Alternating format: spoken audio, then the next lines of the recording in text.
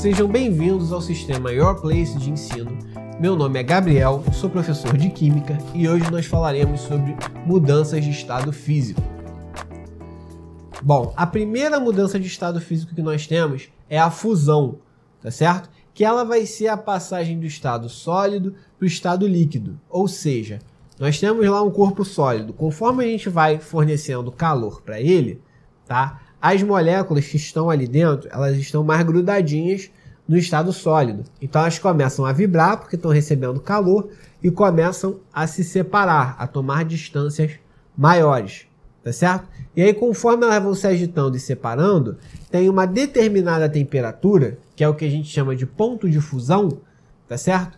Que é aquela temperatura que as moléculas estão agitando, já estão agitadas demais para manter aquele estado e aí elas rompem, certo? Então tem um salto e aumenta essa distância. E aí eu passo do estado sólido para o estado líquido no caso da fusão, tá certo? Essa temperatura que há esse rompimento, né? E eu passo de um estado físico para outro, né?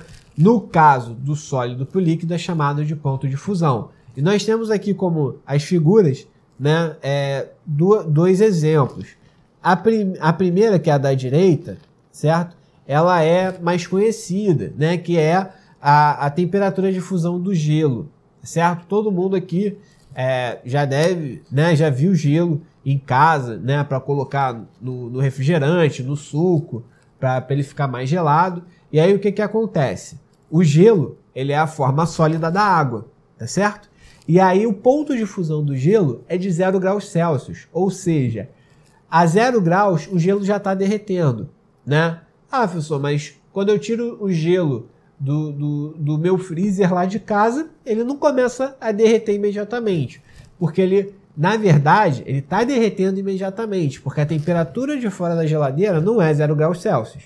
Se fosse 0 graus Celsius, a gente estaria, né, nas regiões árticas ali, no Polo Norte, Polo Sul, né, na Europa, enfim, nós estaríamos na Rússia, em algum lugar muito frio, tá certo? Como aqui no Brasil nossa temperatura média é aí, né, entre 25 graus Celsius, quando a gente não tá naquele clima mais quente, a 35, 40 graus Celsius no verão, tá certo? A partir do momento que a gente tira o gelo da geladeira, ele está derretendo, porque a temperatura de fusão dele é de 0 graus Celsius. Então, se a temperatura ambiente é maior do que 0, ele vai derreter. A diferença é que esse processo é lento. Então, assim que a gente tira do congelador, ele não aparenta estar derretendo, mas já está derretendo. E aí a gente se deixar em cima da pia, a gente vai ver aos pouquinhos ele virando líquido. E aqui na figura da esquerda, né, eu já trago para vocês um exemplo que a gente já não vê tanto, tá certo? Que é uma fundição. O que é uma fundição?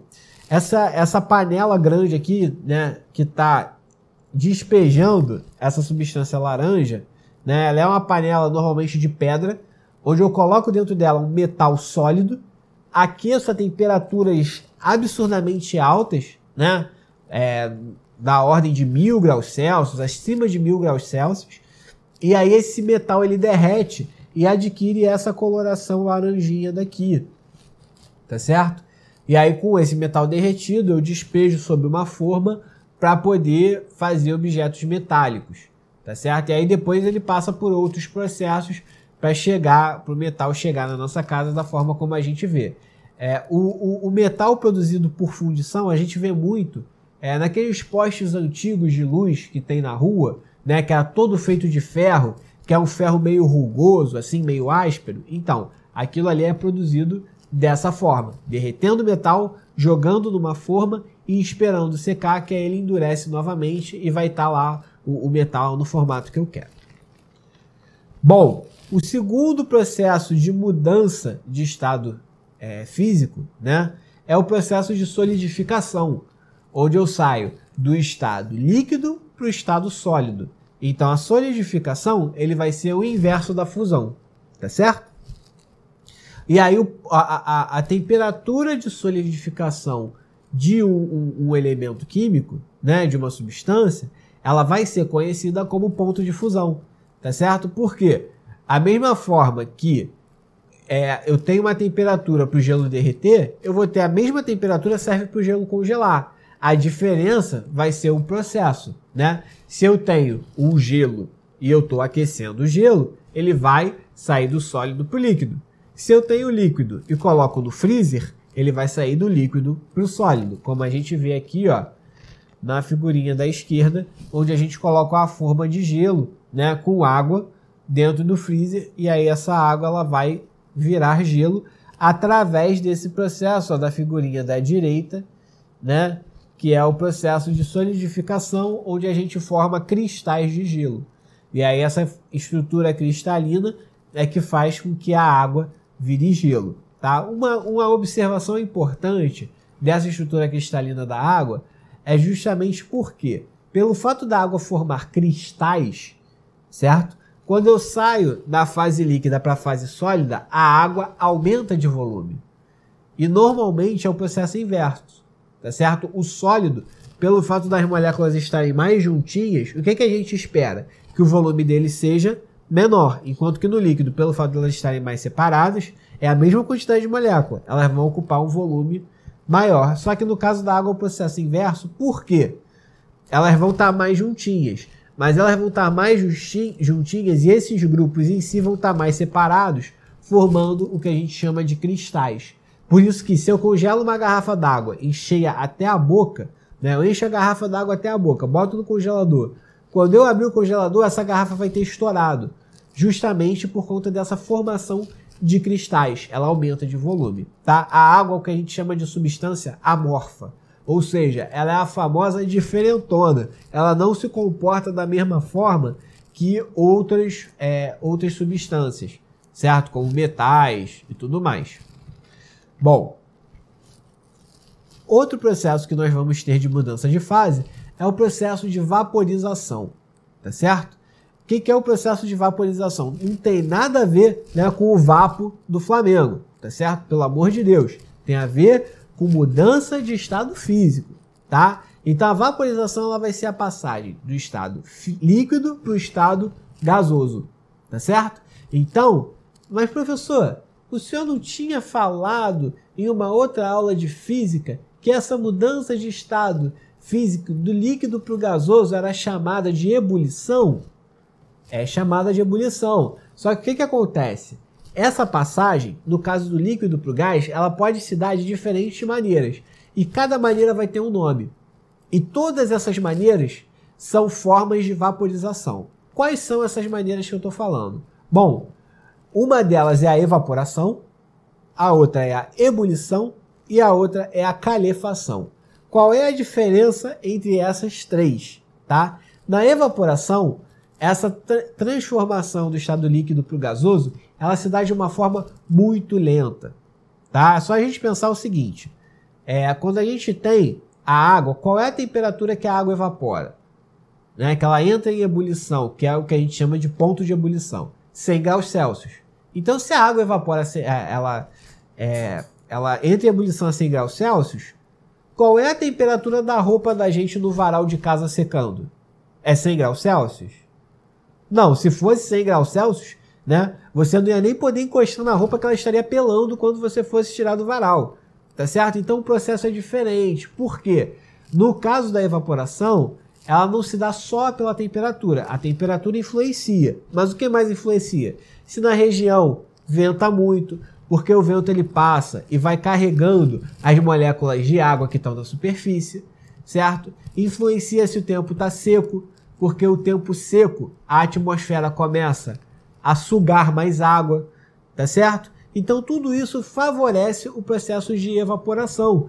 Por isso que quando a gente vai botar a roupa no varal num dia ensolarado, a roupa seca rapidinho, né? Um dia ensolarado, ventando, rapidinho a roupa tá seca. Agora, se eu for botar num dia chuvoso, né? Lógico que eu não vou botar na chuva, que ela não vai secar nunca. Mas se eu ponho no local que não está chovendo, mas em um dia de chuva, a roupa demora muito mais tempo para poder secar. Justamente porque em dias de chuva, o ar ele está mais úmido. Então ele dificulta esse processo.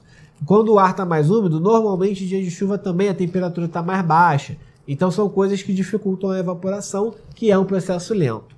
A ebulição, tá certo? ela já tem, né, já é uma passagem em que eu tenho agitação molecular grande, porque eu vou ter uma temperatura elevada, tá certo? Vou ter formação de bolhas, né? Vou ter fenômenos convectivos, que aí, no caso da água na panela, né, ela começa a esquentar, ela começa a se mexer, começa a formar bolha, tá certo? E aí, nesse processo, eu vou ter a ebulição, porque a temperatura vai ser muito mais importante para que essa água mude de estado físico do líquido para o gás. Enquanto que na calefação já é um processo brusco, né? Não é um processo que eu esquento e vou esperando a água virar gás. É algo quase que imediato, tá certo? E aqui nas nossas figurinhas nós temos, né, isso mais explícito. Aqui na esquerda a gente tem as roupas do varal representando, né, a evaporação. No meio, a gente tem a água aquecendo na panela, que aí a gente vê ó, a água se mexendo, a água formando bolhas, né, que é o processo de ebulição. E aqui no canto direito, a gente tem um cara virando um galão e o líquido virando, né, uma fumaça. Nesse caso aí, a substância que ele está jogando para fora do galão é o nitrogênio líquido. Tá? O nitrogênio líquido ele tem um ponto de fusão muito, muito, muito baixinho. Tá certo? E aí o que acontece? Pelo ponto de fusão dele ser muito baixo, quando esse líquido entra em contato com o ar a temperatura ambiente, ele rapidamente larga de ser líquido e vira gás. Tá certo? Que aí já é um processo de calefação, né? Que nada mais é do que um processo de ebulição mais rápido ainda, muito brusco. Tá certo? Bom, outro estado importante da gente saber é o estado de condensação, tá certo? Que é justamente a passagem do estado de vapor para o estado líquido, tá? Galera, foquem nisso. Condensação não é passagem do estado de gás para o estado líquido, é o estado de vapor para o estado líquido. Por quê? Uma vez que eu tenho um gás, tá? O gás, ele sozinho, só variando a pressão do gás, ele não volta a ser líquido. Enquanto que o vapor, se eu mudar a pressão do vapor, ele volta a ser líquido. Isso daí é um detalhe, né? Mas é um detalhe que pode fazer toda a diferença na prova, tá certo? Então, condensação é estado de vapor para estado líquido, beleza? E aí nós temos aqui alguns exemplos, né? O exemplo da esquerda, né? Que é o que? Em dias chuvosos, né? Ou um dia com a temperatura, que o ar esteja muito úmido, nós temos essa formação de gotículas no vidro, tá certo? Que é o processo de condensação. Eu tenho um ar úmido, né, mais quente. Quando ele entra em contato com esse vidro frio, né, o vapor de água, ele perde temperatura, ele sai do estado de vapor para o estado líquido. E aí eu tenho a formação dessas gotinhas, tá? E o estado de vapor que a gente mais vê presente na natureza é a figurinha da direita aqui, ó, que são as nuvens, tá certo? Que as nuvens nada mais são do que, né, uma mistura, né, da água em seu estado de vapor. Tanto que quando duas nuvens, né, muito carregadas, ou seja, saturadas de vapor, colidem, né, ela tem uma perda de energia grande, a gente tem a formação dos relâmpagos, dos raios e tem a formação da chuva. Bom, o último, mas não menos importante processo de mudança de fase é o de sublimação, que é quando eu pego o estado sólido e parto direto para o estado gasoso, sem passar pelo estado líquido, que é o natural, certo? A gente pega a água, o gelo, ele vai virar água que vai virar vapor, tá certo? Então eu tenho essa passagem do sólido para o líquido para o gás. Na sublimação não, eu pego do sólido e parto direto para o estado de vapor, tá certo? Ou estado de gás, em alguns casos, tá? E aí o nosso exemplo mais clássico que a gente vê aí direto é o gelo seco, tá certo? Que é muito utilizado pela galera aí que vende sorvete, né? Que vende coisas que precisam estar congeladas na praia, por exemplo. Eles colocam o gelo seco, tá certo? Porque ele é um gelo que ele vem do estado sólido, e aí quando ele entra em contato com a temperatura ambiente, ele vira gás. Então ele garante, colocando o gelo seco, que conforme ele for se desfazendo, ele não vai virar, né, água. E aí imagina só, você vai cheio de gelo para vender seu sorvete na praia, chega lá, o gelo derrete, né, e o picolé ele fica ali boiando na água. Ninguém vai querer comprar aquele produto. Por isso que esses trabalhadores eles utilizam, né, o gelo seco, porque aí ele vira gás, o gás não vai alterar a qualidade do sorvete dele, tá? E aqui, ó, na figurinha da direita, nós já temos um exemplo de quando a gente joga o gelo seco dentro de um líquido, né? Ele dá esse efeito que o líquido começa a soltar fumaça, né? Então ele é usado aí para preparar alguns drinks e tal, para dar esse visual bacana na bebida que o barman está preparando. Bom, e aí para a gente poder finalizar essa aula, né, fica aqui um esquema geral para facilitar a nossa compreensão, tá certo? A gente vai ter, ó, do sólido para o gás o processo de sublimação, do gás para o sólido, né, o processo de ressublimação, que seria a sublimação invertida, tá certo? Do sólido para o líquido, fusão, do líquido para o gás, vaporização, do gás para o líquido, liquefação e do líquido para o sólido, solidificação. Então, nesse esquema aí, nós temos todas as mudanças de fase possível dos elementos, né? Não só da água, mas de qualquer substância. Bom, com isso nós encerramos a nossa aula de hoje. Espero que vocês tenham gostado e desejo a todos bons estudos.